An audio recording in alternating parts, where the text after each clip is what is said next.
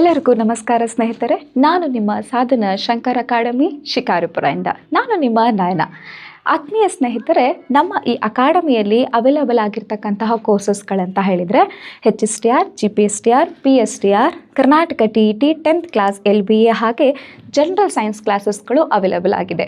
So ಈ ಎಲ್ಲ ಕೋರ್ಸಸ್ಗಳ ಬಗ್ಗೆ ಸಂಪೂರ್ಣವಾದ ಮಾಹಿತಿ ನಿಮಗೆ ಬೇಕು ಅಂತ ಹೇಳಿದರೆ ಕೆಳಗೆ ಕಾಣ್ತಕ್ಕಂತಹ ನಂಬರ್ಗೆ ನೀವು ಕಾಂಟ್ಯಾಕ್ಟ್ ಮಾಡೋದ್ರ ಮೂಲಕ ಎಲ್ಲ ರೀತಿಯ ಮಾಹಿತಿಗಳನ್ನು ಪಡ್ಕೋಬೋದು ಅಂತ ಹೇಳ್ತಾ, ಆತ್ಮೀಯ ಸ್ನೇಹಿತರೆ, ಇಂದಿನ ತರಗತಿಯಲ್ಲಿ ಮುಖ್ಯವಾಗಿ ನಾವು TETಗೆ ಸಂಬಂಧಪಟ್ಟ ಹಾಗೆ ಸಮಾಜ ವಿಜ್ಞಾನ ವಿಷಯಕ್ಕೆ ಸಂಬಂಧಪಟ್ಟ ಹಾಗೆ ಬಹು ಮುಖ್ಯವಾದಂತಹ ಪ್ರಶ್ನೆಗಳ ಬಗ್ಗೆ ಚರ್ಚೆ ಮಾಡ್ತಾ ಹೋಗೋಣ. ಓಕೆ, ಮೊದಲನೇದಾಗಿ ಯಾವ ಪ್ರಶ್ನೆಯನ್ನು ಕೇಳಿದ್ದಾನೆ ಅಂತ ಹೇಳಿದರೆ, ಸಿಂಧೂ ಸರಸ್ವತಿ ನಾಗರಿಕತೆಯ ಕಾಲದ ಪ್ರಮುಖ ಬಂದರು ಯಾವುದು ಅಂತ ಕೇಳಿದ್ದಾನೆ. ಓಕೆ, ಇದಕ್ಕೆ option A Harappa, option B Mohenjodaro, option C Dholavira, option D Lothal ಅಂತ ಕೇಳಿದ್ದಾನೆ. ಓಕೆ, ಸೊ ಇಲ್ಲಿ ಒಂದೊಂದಾಗಿ ಆಪ್ಷನ್ಸ್ಗಳನ್ನು ನಾವು ನೋಡ್ತಾ ಹೋಗೋಣ. ಓಕೆ, ಸೊ ಇಲ್ಲಿ ನೋಡಿ, ಮೊದಲನೇದಾಗಿ ಹರಪ್ಪ ಅಂತಕ್ಕಂಥದ್ದು. ಓಕೆ, ಸೊ ಈ ಹರಪ್ಪ ಅಂತಕ್ಕಂಥದ್ದು ಪ್ರಸ್ತುತ ಎಲ್ಲಿದೆ ಅಂತ ಹೇಳಿದರೆ, ಪ್ರಸ್ತುತ ಇದು ಪಾಕಿಸ್ತಾನದ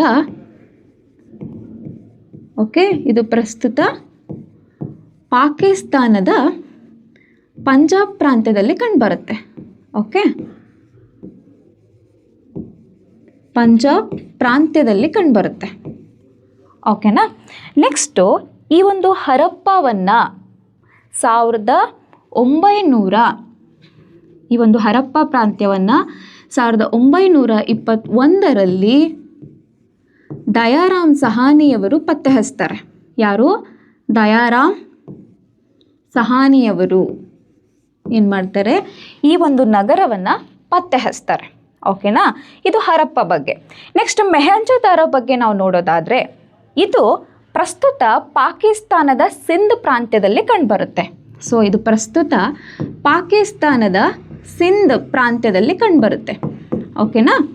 ನೆಕ್ಸ್ಟು ಈ ಒಂದು ಮೊಹೆಂಜೊದಾರೋವನ್ನು 1922ರಲ್ಲಿ RD ಬ್ಯಾನರ್ಜಿಯವರು ಪತ್ತೆ ಹಚ್ತಾರೆ. ಯಾರು?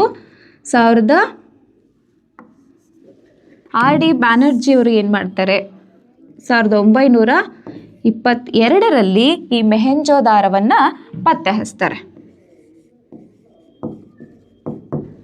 ಓಕೆನಾ. ನೆಕ್ಸ್ಟ್ ಧೋಲವೀರ ಅಂತಕ್ಕಂಥದ್ದು. ಈ ಧೋಲವೀರವನ್ನು JP ಜೋಶಿಯವರು ಪತ್ತೆ ಹಚ್ತಾರೆ. ಯಾರು?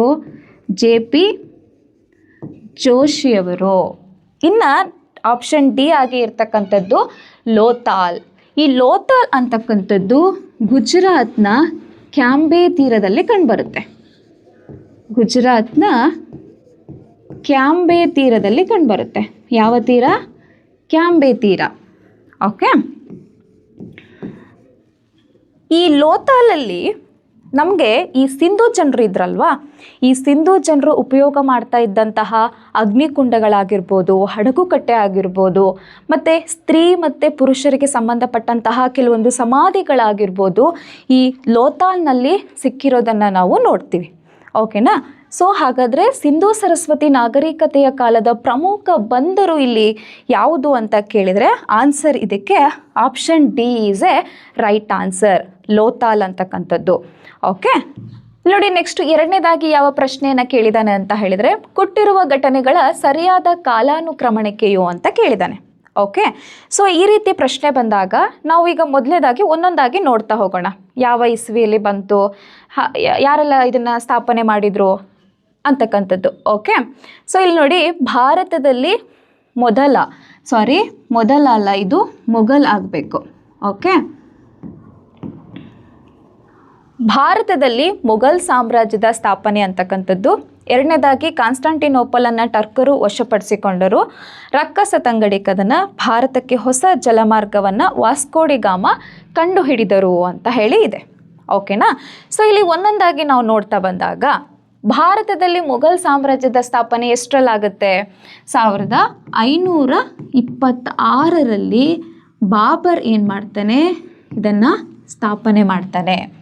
ಓಕೆ, ನೆಕ್ಸ್ಟ್, ಕಾನ್ಸ್ಟಾಂಟಿನೋಪಲನ್ನು ಟರ್ಕರು ವಶಪಡಿಸಿಕೊಂಡಿದ್ದು ಯಾವಾಗ ವಶಪಡಿಸ್ಕೊಂಡ್ರು ಅಂತ ಅಂದರೆ 1453ರಲ್ಲಿ ವಶಪಡಿಸ್ಕೊಳ್ತಾರೆ.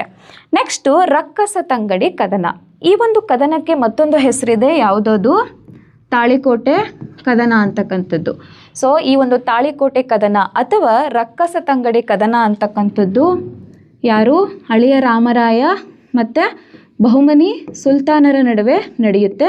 ಸೊ ಎಷ್ಟರಲ್ಲಿ ನಡೆಯುತ್ತೆ ಅಂತ ಹೇಳಿದರೆ ಇದು 1565ರಲ್ಲಿ ಈ ಒಂದು ಕದನ ನಡೆಯುತ್ತೆ. ಓಕೆನಾ. ಇನ್ನು ನೆಕ್ಸ್ಟ್, ಭಾರತಕ್ಕೆ ಹೊಸ ಜಲಮಾರ್ಗವನ್ನು ವಾಸ್ಕೋಡಿಗಾಮ ಕಂಡುಹಿಡಿದಿದ್ದು ಯಾವಾಗ? 1498ರಲ್ಲಿ. ಸೊ ಹಾಗಾದರೆ ಈಗ ನಾವು ಈಸಿಯಾಗಿ ಕಾಲಾನುಕ್ರಮಣಿಕೆಯಲ್ಲಿ ಇಸ್ವಿಗಳ ಮೂಲಕ ಆನ್ಸರನ್ನು ನೋಡ್ಬೋದು. ಓಕೆ. ಸೊ ಹಾಗಾದರೆ ಇಲ್ಲಿ ಇದಕ್ಕೆ ಆನ್ಸರ್ ಯಾವುದು ಅಂದರೆ option B is a right answer. Okay. So B, D, A ಮತ್ತು ಸಿ ಅಂತಕ್ಕಂಥದ್ದು. ಇನ್ನು ಮೂರನೇದಾಗಿ ಪ್ರಶ್ನೆ ಯಾವುದನ್ನು ಕೇಳಿದ್ದಾನೆ ಅಂತ ಹೇಳಿದರೆ ಅನುಭವ ಮಂಟಪವನ್ನು ಸ್ಥಾಪನೆ ಮಾಡಿದಂಥವರು ಯಾರು ಅಂತ ಪ್ರಶ್ನೆ ಕೇಳಿದ್ದಾನೆ. ಇಲ್ಲಿ ನೋಡಿ, ಆಪ್ಷನ್ ಎ ಶಂಕರಾಚಾರ್ಯರು, ಆಪ್ಷನ್ ಬಿ ಮಧ್ವಾಚಾರ್ಯರು, ಆಪ್ಷನ್ ಸಿ ಬಸವಣ್ಣನವರು, ಹಾಗೆ ಆಪ್ಷನ್ ಡಿ ರಾಮಾನುಜಾಚಾರ್ಯರು ಅಂತ ಇದೆ. ಓಕೆನಾ. ಸೊ ಇದಕ್ಕೆ ಆನ್ಸರ್ ಬಂದು option C is a right answer. ಇಲ್ಲಿ ನೋಡಿ, ಈ 4 ಜನ ವ್ಯಕ್ತಿಗಳಿದಾರಲ್ವಾ, ಇವರಿಗೆ ಸಂಬಂಧಪಟ್ಟ ಹಾಗೆ TETಯಲ್ಲಿ ಕಂಪಲ್ಸರಿಯಾಗಿ ಪ್ರಶ್ನೆ ಬಂದೇ ಬರುತ್ತೆ. ಓಕೆ. ನಾವು ಪ್ರತಿ ವರ್ಷ ನೋಡ್ತಾ ಬಂದ ಹಾಗೆ ಈ 4 ಜನ ವ್ಯಕ್ತಿಗಳಲ್ಲಿ ಒಂದಲ್ಲ ಒಂದು ರೀತಿಯಾಗಿ ಪ್ರಶ್ನೆಗಳನ್ನು ಕೇಳ್ತಾನೆ. ಓಕೆನಾ. ಸೊ ಅದರಲ್ಲೂ ಕೂಡ ಇವರು ಪ್ರತಿಪಾದನೆ ಮಾಡಿರ್ತಕ್ಕಂಥ ಸಿದ್ಧಾಂತಗಳ ಬಗ್ಗೆ ಹಲವಾರು ಬಾರಿ ಪ್ರಶ್ನೆಗಳು ಬಂದಿರೋದನ್ನು ನಾವು ನೋಡ್ತೀವಿ. ಓಕೆನಾ. ಸೊ ಹಾಗಾದರೆ ಈ ವ್ಯಕ್ತಿಗಳು ಯಾವ ಯಾವ ಸಿದ್ಧಾಂತಗಳನ್ನು ಪ್ರತಿಪಾದನೆ ಮಾಡಿದರು, ಆ ಒಂದು ಆನ್ಸರನ್ನು ನಾವು ನೆನಪಲ್ಲಿಟ್ಕೊಳ್ಳೋಕ್ಕೆ ನಾನು ಒಂದು ಈಸಿಯಾದ ಟ್ರಿಕ್ಕನ್ನು ಹೇಳ್ಕೊಡ್ತೀನಿ. ಯಾವುದು ಅಂತ ಹೇಳಿದರೆ ಇಲ್ಲಿ ನೋಡಿ, ಆಶಾ ಮದುವೆ ರವಿ ಬಸು ಅಂತಕ್ಕಂಥದ್ದು. ಸೊ ಇದನ್ನು ನೀವು ತಲೆಯಲ್ಲಿ ಇಟ್ಕೊಂಡ್ರಿ ಅಂತ ಹೇಳಿದರೆ ಈ 4 ವ್ಯಕ್ತಿಗಳಿಗೆ ಸಂಬಂಧಪಟ್ಟ ಹಾಗೆ ಸಿದ್ಧಾಂತಕ್ಕೆ ಸಂಬಂಧಪಟ್ಟ ಹಾಗೆ ಪ್ರಶ್ನೆ ಬಂದರೆ ಈಸಿಯಾಗಿ ಫೈಂಡ್ ಔಟ್ ಮಾಡ್ಬೋದು. ಓಕೆನಾ. ಇಲ್ಲಿ ನೋಡಿ, ಇಲ್ಲಿ ಶಾ ಅಂತ ಹೇಳಿದರೆ ಶಂಕರಾಚಾರ್ಯರು. ಓಕೆನಾ. ಶಂಕರಾಚಾರ್ಯರು ಯಾವ ಸಿದ್ಧಾಂತವನ್ನು ಪ್ರತಿಪಾದನೆ ಮಾಡ್ತಾರೆ? ಅದ್ವೈತ ಸಿದ್ಧಾಂತವನ್ನು ಪ್ರತಿಪಾದನೆ ಮಾಡ್ತಾರೆ. ಇಲ್ಲಿ ದ್ವೇ ಅಂತ ಹೇಳಿದರೆ, ನೆಕ್ಸ್ಟು ಮಾ ಅಂತ ಹೇಳಿದರೆ ಮಧ್ವಾಚಾರ್ಯರು, ಇವರು ಪ್ರತಿಪಾದನೆ ಮಾಡ್ತಕ್ಕಂಥದ್ದು ದ್ವೈತ ಸಿದ್ಧಾಂತ. ನೆಕ್ಸ್ಟು ರಾ ಅಂದರೆ ರಾಮಾನುಜಾಚಾರ್ಯರು, ಇವ್ರದ್ದು ವಿಶಿಷ್ಟಾದ್ವೈತ ಸಿದ್ಧಾಂತ. ನೆಕ್ಸ್ಟು ಬಾ ಅಂದರೆ ಬಸವಣ್ಣ, ಇವ್ರದ್ದು ಇಲ್ಲಿ ನೀವು ಇರೋದನ್ನ ಶಾ ಮಾಡ್ಕೋಬೇಕಾಗುತ್ತೆ. ಸೊ ಶಕ್ತಿ ವಿಶಿಷ್ಟಾದ್ವೈತ ಸಿದ್ಧಾಂತ ಅಂತಕ್ಕಂಥದ್ದು. ಈ ಒಂದು ಟ್ರಿಕ್ಸನ್ನು ನೀವು ನೆನಪಲ್ಲಿ ಇಟ್ಕೊಂಡ್ರಿ ಅಂತ ಹೇಳಿದರೆ, ಇವರಿಗೆ ಸಂಬಂಧಪಟ್ಟ ಹಾಗೆ ಪ್ರಶ್ನೆ ಬಂತು ಅಂತ ಹೇಳಿದರೆ ನೀವು ಈಸಿಯಾಗಿ ಆನ್ಸರನ್ನು ಫೈಂಡ್ ಔಟ್ ಮಾಡ್ಬೋದು. ಸೊ ಹಾಗಾದರೆ ಇಲ್ಲಿ ಅನುಭವ ಮಂಟಪ ಅಂತಕ್ಕಂಥದ್ದು ಆನ್ಸರು ಬಸವಣ್ಣನವರು. ನೆಕ್ಸ್ಟ್ ಪ್ರಶ್ನೆ ನೋಡಿ, 4ನೇ ಪ್ರಶ್ನೆ, ಧರ್ಮಚಕ್ರ ಪ್ರವರ್ತನ ಎಂದರೆ? ಆಪ್ಷನ್ ಎ ಬುದ್ಧನ ಜನನ, ಆಪ್ಷನ್ ಬಿ ಬುದ್ಧನು ಅರಮನೆಯನ್ನು ತೊರೆದಿದ್ದು, ಆಪ್ಷನ್ ಸಿ ಬುದ್ಧನ ಮರಣ, ಆಪ್ಷನ್ ಡಿ ಬುದ್ಧನ ಮೊದಲ ಬೋಧನೆ ಅಂತ ಇದೆ. ಸೊ ಸ್ನೇಹಿತರೆ, ಇದಕ್ಕೆ answer option D is a right answer. ಬುದ್ಧನ ಮೊದಲ ಬೋಧನೆಯನ್ನು ನಾವು ಏನಂತ ಕರಿತೀವಿ? ಧರ್ಮಚಕ್ರ ಪ್ರವರ್ತನ ಅಂತ ಹೇಳಿಬಿಟ್ಟು ಕರಿತೀವಿ. ಓಕೆನಾ. ಈ ಬುದ್ಧ ಏನು ಮೊದಲ ಬಾರಿಗೆ ಬೋಧನೆಯನ್ನು ನೀಡ್ತಾನೆ, ಇದೊಂದು ಬೌದ್ಧ ಧರ್ಮಕ್ಕೆ ಸಂಬಂಧಪಟ್ಟ ಹಾಗೆ ಆ ಒಂದು ಧರ್ಮಕ್ಕೆ ಅಡಿಪಾಯ ಇದ್ದಂತೆ ಈತ ನೀಡಿರ್ತಕ್ಕಂತಹ ಬೋಧನೆಗಳು. ಓಕೆನಾ. ಸೊ ಇಲ್ಲಿ ಇವನು ಬುದ್ಧನ ಮೊದಲ ಬೋಧನೆ ಎಲ್ಲಿ ಕೊಡ್ತಾನೆ ಅಂತ ಹೇಳಿದರೆ ಸಾರನಾಥದ ಜಿಂಕೆವನದಲ್ಲಿ ಏನು ಮಾಡ್ತಾನೆ? ತನ್ನ ಮೊದಲ ಬೋಧನೆಯನ್ನು ನೀಡ್ತಾನೆ ಅಲ್ವಾ. ಜಿಂಕೆ ಉದ್ಯಾನವನದಲ್ಲಿ ಏನು ಮಾಡ್ತಾನೆ? ತನ್ನ ಮೊದಲ ಬೋಧನೆಯನ್ನು ಕೊಡ್ತಾನೆ. ಸೊ ಈ ಒಂದು ಸಂದರ್ಭದಲ್ಲಿ ಈ ಬುದ್ಧ ಪ್ರಮುಖವಾಗಿ 5 ಜನ ತಪಸ್ವಿಗಳಿಗೆ ಏನು ಮಾಡ್ತಾನೆ? ತನ್ನ ಬೋಧನೆಯನ್ನು ನೀಡ್ತಾನೆ. ಯಾವ ಭಾಷೆಯಲ್ಲಿ ನೀಡ್ತಾನೆ ಅಂತ ಹೇಳಿದರೆ ಪಾಳಿ ಭಾಷೆಯಲ್ಲಿ ತನ್ನ ಬೋಧನೆಗಳನ್ನು ನೀಡ್ತಾನೆ. ಓಕೆನಾ. ಸೊ ನೆಕ್ಸ್ಟ್, ಬುದ್ಧನ ಜನನವನ್ನು ನಾವು ನೋಡೋಣ. ಸುಮಾರು ಒಂದು 6ನೇ ಶತಮಾನ ಅಂತ ನಾವು ನೋಡ್ತೀವಿ. ಓಕೆ, 6ನೇ ಶತಮಾನ. ನೆಕ್ಸ್ಟು ಇವನ ಮೂಲ ಹೆಸರು ಬಂದು ಸಿದ್ಧಾರ್ಥ. ಯಾವುದು ಮೂಲ ಹೆಸರು? ಸಿದ್ಧಾರ್ಥ. ನೆಕ್ಸ್ಟು ತಂದೆ ಶುದ್ಧೋಧನ ಬರ್ತಾರೆ. ಓಕೆ, ಇವರ ತಂದೆ ಶುದ್ಧೋಧನ. ಈ ರೀತಿಯಾಗಿ ನಾವು ನೋಡ್ತಾ ಹೋಗ್ತೀವಿ. ನೆಕ್ಸ್ಟು ಬುದ್ಧನು ಅರಮನೆಯನ್ನು ತೊರೆದಿದ್ದು, ಹಾಗೆ ಬುದ್ಧನ ಮರಣ ಅಂತಕ್ಕಂಥದ್ದು. ಸೊ ಬುದ್ಧನ ಮರಣ ಎಲ್ಲಾಗುತ್ತೆ? 80ನೇ ವಯಸ್ಸಿನಲ್ಲಿ ಕುಶಿನಗರದಲ್ಲಿ ಆಗ್ತಕ್ಕಂಥದ್ದು ಅಲ್ವಾ? ಸೊ ಇಲ್ಲಿ ಇವರ ಮರಣವನ್ನು ಹೊಂದ್ತಾರೆ. ಸೊ ಹಾಗಾದರೆ ಧರ್ಮಚಕ್ರ ಪ್ರವರ್ತನ ಅಂತ ಹೇಳಿದರೆ ಬುದ್ಧನ ಮೊದಲ ಬೋಧನೆಯನ್ನು ನಾವು ಧರ್ಮಚಕ್ರ ಪ್ರವರ್ತನ ಅಂತ ಹೇಳಿ ಕರಿತೀವಿ. ಸೊ ನೆಕ್ಸ್ಟ್ ಪ್ರಶ್ನೆ ಏನು ಕೇಳಿದಾನೆ? ಕೊಟ್ಟಿರುವ ಹೇಳಿಕೆಗಳನ್ನು ಓದಿರಿ ಮತ್ತು ಸರಿಯಾದ ಉತ್ತರವನ್ನು ಆರಿಸಿ ಅಂತ ಕೊಟ್ಟಿದ್ದಾರೆ. ಓಕೆ, ಪ್ರತಿಪಾದನೆ ಏನಿದೆ? ಎ, ಲಾರ್ಡ್ ಕಾರ್ನ್ ವಾಲಿಸನು ಭಾರತೀಯರಿಗೆ ಮಾತ್ರ ಕೆಳದರ್ಜೆಯ ಉದ್ಯೋಗವನ್ನು ನೀಡಿದನು.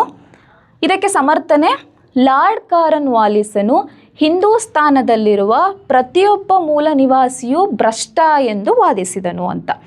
ಓಕೆ, ಸೊ ಇಲ್ಲಿ ಎ ಮತ್ತು ಆರ್ ಎರಡೂ ಸರಿ ಮತ್ತು ಆರ್ ಎನ ಸರಿಯಾದ ವಿವರಣೆಯಾಗಿದೆ. ಆಪ್ಷನ್ ಬಿ, ಎ ಮತ್ತು ಆರ್ ಎರಡೂ ಸರಿ, ಆದರೆ ಆರ್ ಎನ ಸರಿಯಾದ ವಿವರಣೆ ಆಗಿಲ್ಲ. ಆಪ್ಷನ್ ಸಿ, ಎ ಸರಿ ಆದರೆ ಆರ್ ತಪ್ಪು. ಆಪ್ಷನ್ ಡಿ, ಆರ್ ಸರಿ ಆದರೆ ಎ ತಪ್ಪು ಅಂತ ಕೊಟ್ಟಿದ್ದಾನೆ. ಓಕೆ, ಸೊ ಇಲ್ಲಿ ನಾವು ಕರೆಕ್ಟಾಗಿ ನೋಡ್ಕೋಬೇಕಾಗುತ್ತೆ. ಪ್ರತಿಪಾದನೆ ಏನು? ಲಾರ್ಡ್ ಕಾರ್ನ್ ವಾಲಿಸನು ಭಾರತೀಯರಿಗೆ ಮಾತ್ರ ಕೆಳದರ್ಜೆಯ ಉದ್ಯೋಗವನ್ನು ನೀಡ್ತಾ ಇದ್ದ. ಸೊ ಮೊದಲನೇದಾಗಿ ಇಲ್ಲಿ ಲಾರ್ಡ್ ಕಾರ್ನ್ ವಾಲಿಸನ್ಗೆ ಇದಾನಲ್ವಾ, ಈತನಿಗೆ ನಮ್ಮ ಭಾರತೀಯರನ್ನು ಕಂಡ್ರೆ ಆಗ್ತಿರ್ಲಿಲ್ಲ. ಈ ಮನುಷ್ಯನಿಗೆ ಯಾವಾಗಲೂ ಕೂಡ ನಮ್ಮ ಭಾರತೀಯರನ್ನು ದೂಷಿಸ್ತಾನೆ ಬರ್ತಾ ಇದ್ದ. ತಪ್ಪು ಮಾಡಲಿಲ್ಲ ಅಂದರೂ ಪರವಾಗಿಲ್ಲ, ಹೌದು ನೀ ತಪ್ಪೇ ಮಾಡಿದೀಯಾ ಅಂತ ಹೇಳಿಬಿಟ್ಟು ಎಲ್ಲ ರೀತಿಯ ತಪ್ಪುಗಳನ್ನು ನಮ್ಮ ಭಾರತೀಯರ ಮೇಲೆ ಎತ್ತು ಹಾಕ್ತಾ ಇದ್ದ. ಓಕೆ, ಸೊ ಹೀಗಿರಬೇಕಾದ್ರೆ ಮತ್ತೊಂದು ಸ್ಟೇಟ್ಮೆಂಟನ್ನು ಕೂಡ ಕೊಡ್ತಾನೆ, ಹಿಂದೂಸ್ತಾನದಲ್ಲಿರುವ ಪ್ರತಿಯೊಬ್ಬ ಮೂಲ ನಿವಾಸಿಯು ಭ್ರಷ್ಟ ಅಂತ ಅವರು ಹೇಳ್ತಾನೆ. ಓಕೆ, ಸೊ ಅಷ್ಟರ ಮಟ್ಟಿಗೆ ನಮ್ಮ ಭಾರತೀಯರನ್ನು ಕಂಡ್ರೆ ಅವನಿಗೆ ಆಗ್ತಾ ಇರಲಿಲ್ಲ. ಸೊ ಹೀಗಿರಬೇಕಾದ್ರೆ ಉದ್ಯೋಗಗಳು ಅಂತ ಹಂಚಿಕೆ ಅಂತ ಬಂದಾಗ ಉನ್ನತವಾದಂತಹ ಎಲ್ಲ ರೀತಿಯ ಉದ್ಯೋಗಗಳನ್ನು ಏನು ಮಾಡ್ತಾ ಇದ್ದ? ಬ್ರಿಟಿಷರಿಗೆ ಕೊಟ್ಬಿಡ್ತಾ ಇದ್ದ. ಉಳಿದಂತಹ ಕೆಲವೊಂದು ಸಣ್ಣ ಪುಟ್ಟ ಉದ್ಯೋಗಗಳಿರ್ತಾವಲ್ವ ಕೆಳದರ್ಜೆಯಲ್ಲಿ, ಸೊ ಅವುಗಳನ್ನು ಮಾತ್ರ ಏನು ಮಾಡ್ತಾ ಇದ್ದ? ನಮ್ಮ ಭಾರತೀಯರಿಗೆ ಉದ್ಯೋಗವನ್ನು ನೀಡ್ತಾ ಇದ್ದ. ಓಕೆನಾ? ಸೊ ಹಾಗಾದರೆ ಇಲ್ಲಿ option A is a right answer. Okay, A ಮತ್ತು ಆರ್ ಎರಡೂ ಸರಿ ಮತ್ತು ಆರ್ ಎನ ಸರಿಯಾದ ವಿವರಣೆಯಾಗಿದೆ ಅಂತಕ್ಕಂಥದ್ದು ಅಲ್ವಾ? ಸೊ ಇಲ್ಲಿ ನೋಡಿ, ನೆಕ್ಸ್ಟು ಈ ಲಾರ್ಡ್ ಕಾರ್ನ್ ವಾಲಿಸ್ ಬಗ್ಗೆ ನೋಡೋದಾದರೆ ತುಂಬ ಸ್ಟ್ರಿಕ್ಟ್ ಆದಂತಹ ಮನುಷ್ಯ. ಓಕೆನಾ? ಜೊತೆಗೆ ಈತ ICS ಅಂತಕ್ಕಂತಹ ಪರೀಕ್ಷೆಗಳನ್ನು ಮೊಟ್ಟ ಮೊದಲ ಬಾರಿಗೆ ಜಾರಿಗೆ ತಗೊಬರ್ತಾನೆ. ಏನು? ಇಂಡಿಯನ್ ಸಿವಿಲ್ ಸರ್ವಿಸ್ ಪರೀಕ್ಷೆಗಳನ್ನು ಈತ ಜಾರಿಗೆ ತಗೊಬರ್ತಾನೆ. ಸೊ ಆದ್ದರಿಂದ ಈತನನ್ನು ಸಿವಿಲ್ ಸರ್ವಿಸ್ ಪರೀಕ್ಷೆಗಳ ಪಿತಾಮಹ ಅಂತಲೂ ಕೂಡ ಕರೀತಾರೆ. ಯಾರನ್ನ? ಕಾರ್ನ್ ವಾಲಿಸನ್ನು. ಓಕೆ, ಸಿವಿಲ್ ಸರ್ವಿಸ್ ಪರೀಕ್ಷೆಗಳ ಪಿತಾಮಹ.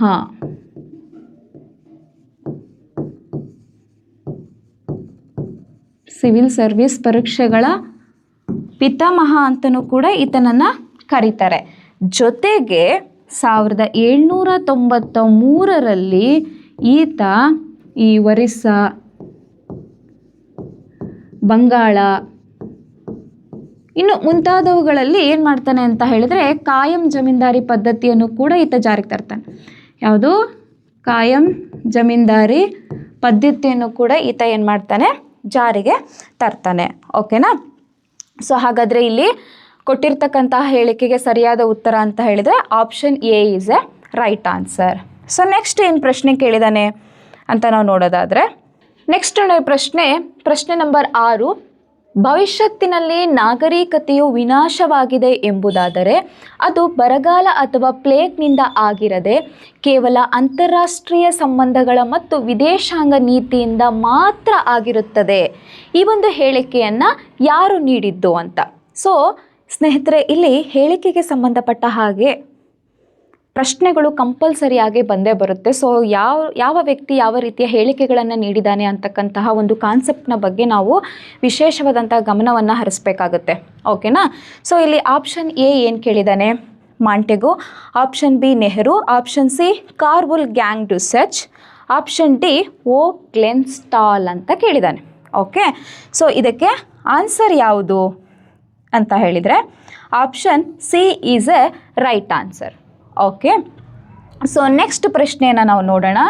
ಇಲ್ಲಿ ನೋಡಿ, 7ನೇದಾಗಿ ಯಾವ ಪ್ರಶ್ನೆ ಕೇಳಿದಾನೆ ಅಂತ ಹೇಳಿದರೆ, ಆ ಪಟ್ಟಿಯಲ್ಲಿ ಸ್ಥಾಪಕರು ಮತ್ತು ಬಾ ಪಟ್ಟಿಯಲ್ಲಿ ಅವರು ಸ್ಥಾಪಿಸಿದ ರಾಜವಂಶಗಳನ್ನು ನೀಡಲಾಗಿದೆ, ಅವುಗಳನ್ನು ಹೊಂದಿಸಿ ಮತ್ತು ಸರಿಯಾದ ಉತ್ತರವನ್ನು ಆರಿಸಿ ಅಂತ ಕೇಳಿದ್ದಾನೆ.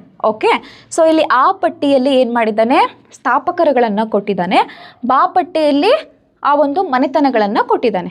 ಓಕೆ, ಸೊ ಯಾವ ಮನೆತನಗಳನ್ನು ಇಲ್ಲಿ ಯಾವ ಸ್ಥಾಪಕರು ಸ್ಥಾಪನೆ ಮಾಡಿದರು ಅಂತಕ್ಕಂಥದ್ದು. ಸೊ ಈಗ ನಾವು ಒಂದೊಂದಾಗಿ ನೋಡ್ತಾ ಬರೋಣ. ಓಕೆನಾ. ಸೊ ಇಲ್ಲಿ ಮೊದಲನೇದಾಗಿ ಸಿಮುಕ ಸ್ನೇಹಿತರೆ, ಈತ ಶಾತವಾಹನ ಮನೆತನವನ್ನು ಸ್ಥಾಪನೆ ಮಾಡ್ತಾನೆ. ಓಕೆ, ಸಿಮುಕ ಶಾತವಾಹನ ಮನೆತನವನ್ನು ಸ್ಥಾಪನೆ ಮಾಡ್ತಾನೆ. ಸೊ ಹಾಗಾದರೆ ಶಾತವಾಹನ ಮನೆತನಕ್ಕೆ ಸಂಬಂಧಪಟ್ಟ ಹಾಗೆ ಅವರ ರಾಜಧಾನಿ ಯಾವುದಾಗಿತ್ತು ಅಂತ ಅಂದರೆ, ಸೊ ಇಲ್ಲಿ ಪೈಠಾನ್ ಅಥವಾ ಪೈಥಾನ್ ಅಂತಕ್ಕಂಥದ್ದು ಈ ಒಂದು ಮನೆತನದ ಪ್ರಮುಖವಾದಂತಹ ರಾಜಧಾನಿ ಆಗಿತ್ತು. ಓಕೆನಾ. ನೆಕ್ಸ್ಟ್ ರಾಜ ಜಯಸಿಂಹ. ಈ ರಾಜ ಜಯಸಿಂಹ ಇದ್ದಾನಲ್ವಾ, ಈತ ಬಾದಾಮಿ ಚಾಲುಕ್ಯರ ಮನೆತನದ ಸ್ಥಾಪಕ ಆಗಿರ್ತಾನೆ. ಮುಖ್ಯವಾಗಿ ಈ ಒಂದು ಮನೆತನಕ್ಕೆ ಸಂಬಂಧಪಟ್ಟ ಹಾಗೆ ಇವರ ಒಂದು ರಾಜಧಾನಿ ಯಾವುದಾಗಿತ್ತು, ಬಾದಾಮಿ ಅಂತಕ್ಕಂಥದ್ದು. ಓಕೆ, ನೆಕ್ಸ್ಟ್ ಪುಷ್ಯಭೂತಿ ಅಂತ ಕೇಳಿದ್ದಾರೆ. ಸೊ ಈ ಪುಷ್ಯಭೂತಿ ವರ್ಧನ ಮನೆತನದ ಸ್ಥಾಪಕ ಆಗಿರ್ತಾನೆ. ಈ ವರ್ಧನ ಮನೆತನದಲ್ಲಿ ನಾವು ಮುಖ್ಯವಾಗಿ 2 ರೀತಿಯ ರಾಜಧಾನಿಗಳನ್ನು ನೋಡ್ತೀವಿ. ಸೊ ಒಂದನೇದು ತಾನೇಶ್ವರ ಅಂತಕ್ಕಂಥದ್ದು, ಯಾವುದು ತಾನೇಶ್ವರ, ಇನ್ನೊಂದು ಕನೌಜ್ ಅಂತಕ್ಕಂಥದ್ದು. ಓಕೆ, ತಾನೇಶ್ವರ ಮತ್ತು ಕನೌಜ್ ಅಂತಕ್ಕಂಥದ್ದು ಈ ಒಂದು ವರ್ಧನ ಮನೆತನದ ಪ್ರಮುಖವಾದಂತಹ ರಾಜಧಾನಿಗಳಾಗಿರುತ್ತೆ. ಓಕೆ, ಸೊ ಇನ್ನು ಕುಜಲ ಕಟ್ಫೀಸಸ್. ಈ ಕುಜಲ ಕಟ್ಫೀಸಸ್ ಏನಿದ್ದಾನೆ, ಈತ ಕುಶಾನ ಮನೆತನವನ್ನು ಸ್ಥಾಪನೆ ಮಾಡ್ತಾನೆ. ಓಕೆ, ಸೊ ಈ ಒಂದು ಕುಶಾನ ಮನೆತನಕ್ಕೆ ಸಂಬಂಧಪಟ್ಟ ಹಾಗೆ ಪ್ರಮುಖವಾದಂತಹ ರಾಜಧಾನಿ ಯಾವುದಾಗಿತ್ತು ಅಂತ ಹೇಳಿದರೆ ಪುರುಷಪುರ ಅಂತಕ್ಕಂಥದ್ದು. ಯಾವುದು?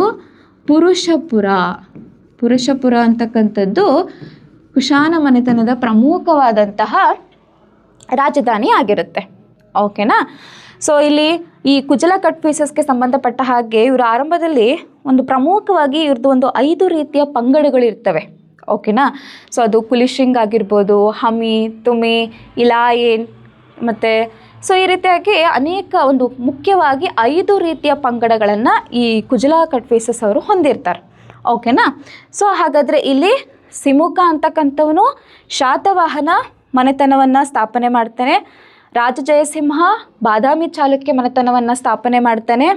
ಸೊ ನೆಕ್ಸ್ಟು ಪುಷ್ಯಭೂತಿ ವರ್ಧನ ಮನೆತನವನ್ನು ಸ್ಥಾಪನೆ ಮಾಡಿದರೆ, ಕುಜಲ ಕಟ್ಫೀಸಸ್ ಏನಂತ ಹೇಳಿದರೆ ಕುಶಾನ ಮನೆತನವನ್ನು ಸ್ಥಾಪನೆ ಮಾಡ್ತಾನೆ. ಸೊ ಹಾಗಾದರೆ ಇಲ್ಲಿ option D is a right answer. So next ಪ್ರಶ್ನೆ ಏನು ಕೇಳಿದ್ದಾನೆ, ಮೊದಲೆರಡು ಪದಗಳಿಗೆ ಇರುವ ಸಂಬಂಧವನ್ನು ಗುರುತಿಸಿ 3ನೇ ಪದಕ್ಕೆ ಸರಿಯಾದ ಉತ್ತರವನ್ನು ಆರಿಸಿ ಬರೆಯಿರಿ ಅಂತ ಇದೆ. ಓಕೆ, ಸೊ ಇಲ್ಲಿ 2ನೇ ಆಂಗ್ಲೋ ಮೈಸೂರು ಯುದ್ಧ, ಮಂಗಳೂರು ಒಪ್ಪಂದ, 3ನೇ ಆಂಗ್ಲೋ ಮೈಸೂರು ಯುದ್ಧ ಯಾವುದು ಅಂತ ಕೇಳಿದ್ದಾನೆ. ಸ್ನೇಹಿತರೆ, ಇಲ್ಲಿ ಮುಖ್ಯವಾಗಿ ಪ್ರಶ್ನೆ ಅಂತಕ್ಕಂಥದ್ದು ಪ್ರಮುಖವಾಗಿ 4 ಆಂಗ್ಲೋ ಮೈಸೂರು ಯುದ್ಧಗಳು ನಡೆಯುತ್ತೆ ಅಲ್ವಾ, ನಮ್ಮೆಲ್ರಿಗೂ ಕೂಡ ಗೊತ್ತಿರೋ ಹಾಗೆ.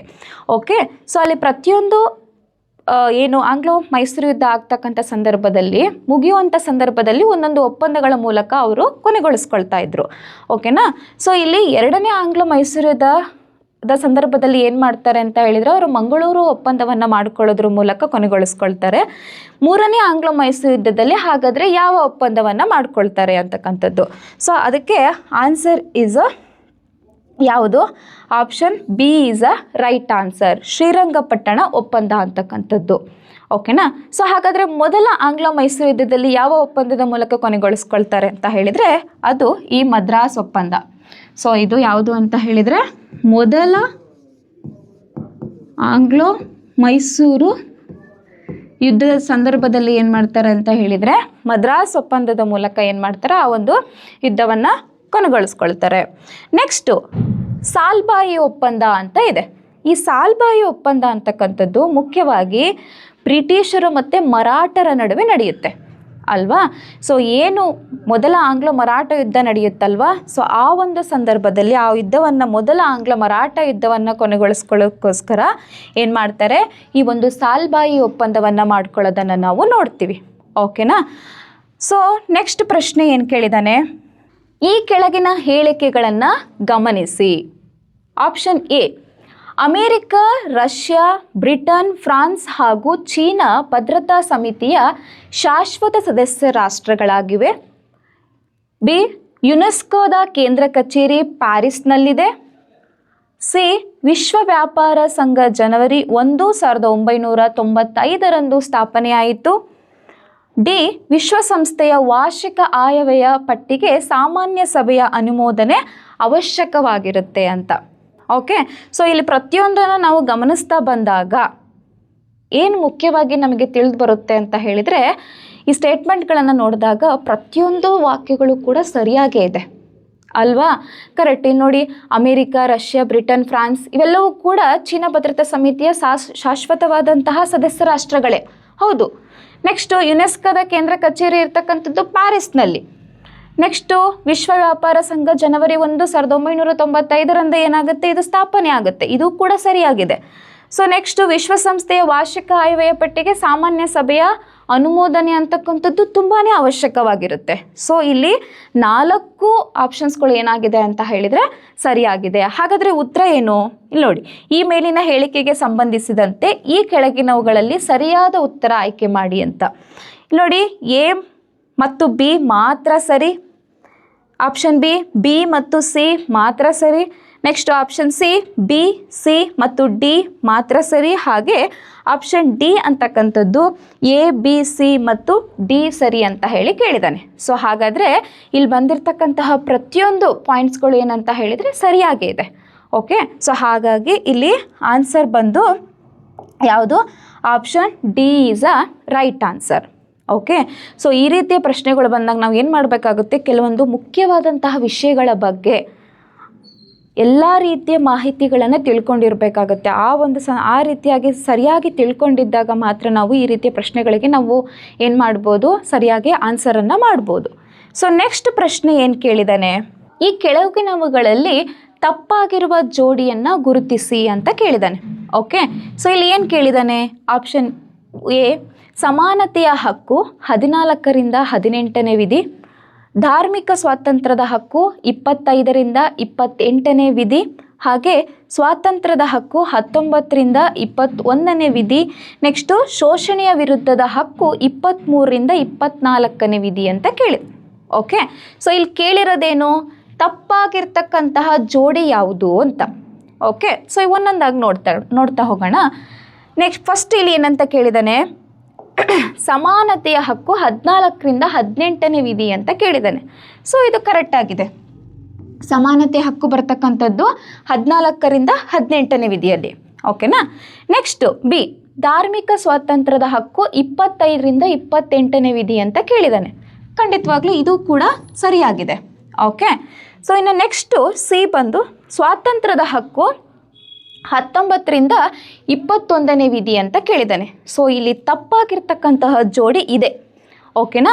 ಸೊ ಇದು 19ರಿಂದ 21ನೇ ವಿಧಿಯಲ್ಲ, 19ರಿಂದ 22ನೇ ವಿಧಿಯಲ್ಲಿ ಬರ್ತಕ್ಕಂಥದ್ದು. ಓಕೆನಾ? ಸೊ ಇಲ್ಲಿ option C is a right answer. Next ಶೋಷಣೆಯ ವಿರುದ್ಧದ ಹಕ್ಕು 23ರಿಂದ 24ನೇ ವಿಧಿ ಅಂತ ಕೇಳಿದ್ದಾನೆ. ಸೊ ಇದು ಕೂಡ ಏನಾಗಿದೆ, ಸರಿಯಾಗಿ ಇರ್ತಕ್ಕಂಥದ್ದು. ಓಕೆನಾ? ಇನ್ನು ಬರ್ತಕ್ಕಂಥದ್ದು ಯಾವುದು, ಸಾಂಸ್ಕೃತಿಕ ಮತ್ತು ಶೈಕ್ಷಣಿಕ ಹಕ್ಕು ಬರುತ್ತೆ. ಸಾಂಸ್ಕೃತಿಕ ಮತ್ತು ಶೈಕ್ಷಣಿಕ ಹಕ್ಕು ಬರುತ್ತೆ ಅಲ್ವಾ? ಸೊ ಅದು ಎಷ್ಟರಲ್ಲಿ ಬರುತ್ತೆ ಅಂತ ಹೇಳಿದರೆ 29ರಿಂದ 30ನೇ ವಿಧಿಯಲ್ಲಿ ಬರುತ್ತೆ. ಓಕೆನಾ? ಸೊ ನೆಕ್ಸ್ಟು ಸಂವಿಧಾನಬದ್ಧ ಪರಿಹಾರ ಹಕ್ಕು ಬರುತ್ತೆ ಅಲ್ವಾ? ಸಂವಿಧಾನಬದ್ಧ ಪರಿಹಾರ ಹಕ್ಕು ಬರುತ್ತೆ. ಸೊ ಇದು 32ನೇ ವಿಧಿಯಲ್ಲಿ ಕಂಡುಬರ್ತಕ್ಕಂಥದ್ದು. ಸೊ ಸ್ನೇಹಿತರೆ, ಈ ಹಕ್ಕುಗಳಿಗೆ ಸಂಬಂಧಪಟ್ಟ ಹಾಗೆ ಪ್ರಶ್ನೆ ಅಂತಕ್ಕಂಥದ್ದು ಕಂಪಲ್ಸರಿಯಾಗಿ ಬರೋದ್ರಿಂದ ನಾವೇನು ಮಾಡಬೇಕಾಗುತ್ತೆ, ಮೂಲಭೂತ ಹಕ್ಕುಗಳ ಬಗ್ಗೆ ಎಲ್ಲ ರೀತಿಯ ಸಂಕ್ಷಿಪ್ತವಾದಂತಹ ಮಾಹಿತಿಗಳನ್ನು ನಾವು ತಿಳ್ಕೊಬೇಕಾಗುತ್ತೆ. ಓಕೆನಾ? ಸೊ ಇವತ್ತಿನ ಕ್ಲಾಸಲ್ಲಿ ನಾವು ಏನು ನೋಡಿದ್ವಲ್ಲ, ಈ ಪ್ರಮುಖವಾದಂಥ 10 ಪ್ರಶ್ನೆಗಳೇನಂತ ಹೇಳಿದರೆ ಸಮಾಜ ವಿಜ್ಞಾನಕ್ಕೆ ಸಂಬಂಧಪಟ್ಟ ಹಾಗೆ ಹಲವಾರು ಬಾರಿ ರಿಪೀಟೆಡ್ ಆಗಿರ್ತಕ್ಕಂತಹ ಪ್ರಶ್ನೆಗಳು. ಸೊ ಈ ಒಂದು ಕ್ಲಾಸಸ್ನಲ್ಲಿ ನಾವು ನೋಡಿದ್ದೀವಿ. ಸೊ ಮುಂದಿನ ತರಗತಿಯಲ್ಲಿ ಇನ್ನೂ ಬೇರೆ ಬೇರೆ ರೀತಿಯ ಮುಖ್ಯವಾದಂತಹ ಪ್ರಶ್ನೆಗಳ ಬಗ್ಗೆ ಚರ್ಚೆ ಮಾಡೋಣ ಅಂತ ಹೇಳ್ತಾ ಅಲ್ಲಿವರೆಗೂ ಧನ್ಯವಾದಗಳು.